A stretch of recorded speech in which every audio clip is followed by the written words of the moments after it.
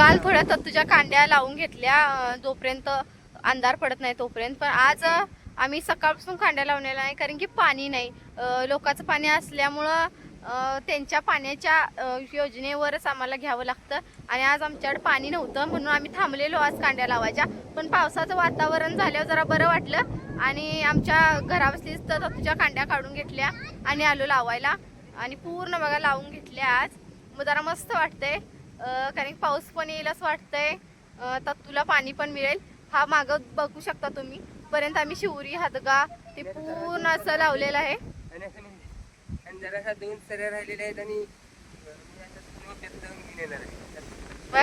2 सऱ्या राहिलेल्या पळत पळत जाऊन किती आनंदात बघा पाऊस येणार म्हणून, कारण त्यात तुला पाणी मिळणार म्हणून आनंदात जाऊन पलीकडच्या शेतातनच राहिलेल्या 2 सऱ्यासनी सत्व आणायला गेल्यात.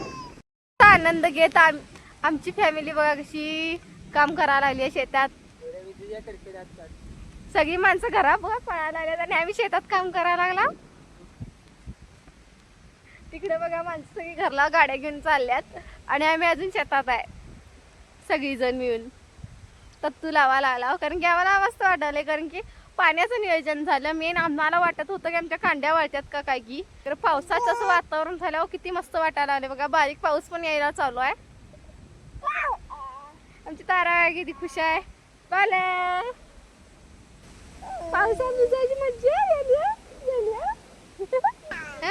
वारं तरी जोरदार चालू आहे. फोन फ्लाईट मोडला लावून व्हिडिओ करायला चालू आहे कारण की विजेचा खतरा कडकडाट चालू आहे.